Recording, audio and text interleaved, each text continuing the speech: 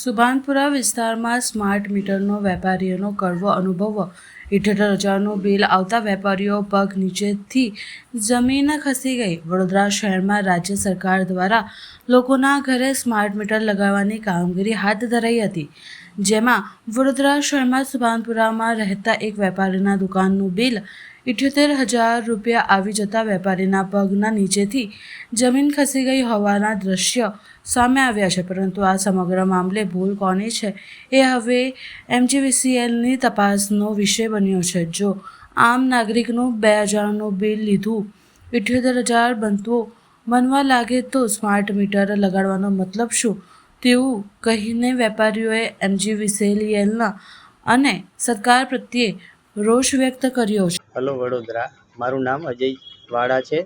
હું પંચરત્ન બિલ્ડિંગ સુભાનપુરામાં છેલ્લા 10 વર્ષથી દુકાન ચલાવું છું. અને આજે સવારે મારું જે લાઇટ બિલ આવવાનું હતું તે મેં ગૂગલમાં જનરેટ કરીને જોયું તો એમાં 78,000 રૂપિયા ઉપરનું બિલ હતું, જેથી થોડું આઘાતજનક લાગ્યું.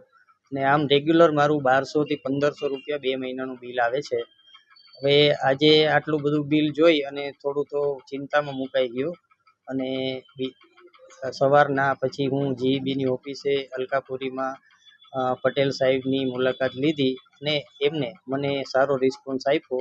અને એને એવું સ્વીકાર્યું કે અમારા જે કર્મચારી ત્યાં રીડિંગ લખવા આવે છે તેમની ભૂલના કારણે આ બિલ જનરેટ થઈ ગયું છે. અને જે મને ફિઝિકલ બિલ તો હજુ સુધી મળ્યું જ નથી, પણ મને ખાલી ગૂગલમાં જ એટલો મેસેજ, અને ત્યાં જઈને મેં ચેક કરાવ્યું તો ત્યાં પણ એવું જ બિલ દેખાડતું હતું, 78,605 રૂપિયા.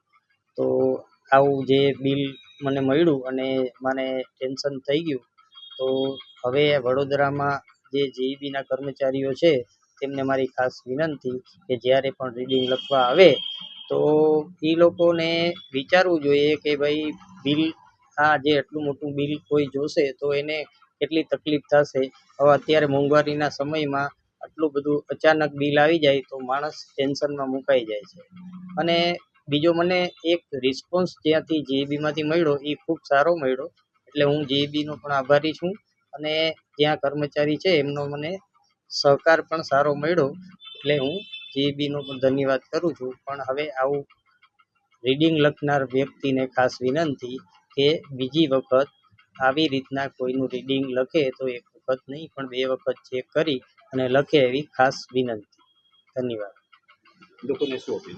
અને લોકોને અપીલ છે કે જ્યારે પણ આવું કોઈ મોટું બિલ આવે અને અચાનક તમને આ બિલ જોઈ અને આઘાત લાગે એવું નહીં કરવાનું, પણ આ તમારે જઈ અને GEBની મુલાકાત લેવાની. અને GEBમાં કર્મચારીઓ ઘણો સારો રિસ્પોન્સ આપે છે, માટે પેનિક ન થવું અને હંમેશા GEBની ઓફિસે જઈ અને ચેક કરાવવું.